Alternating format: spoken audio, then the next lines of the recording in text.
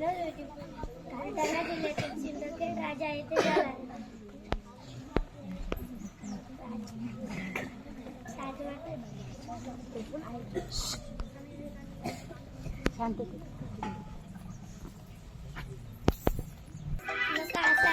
जगाला महान संदेश देणारा व्यक्तिमत्व म्हणजे स्वामी विवेकानंद. स्वामी विवेकानंद हे एक कुशल वक्ता व महान तत्वज्ञानी होते.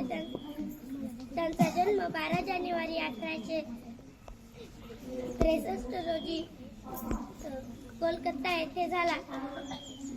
त्यांचे पूर्ण नाव नरेंद्र विश्वनाथ दत्त असे होते.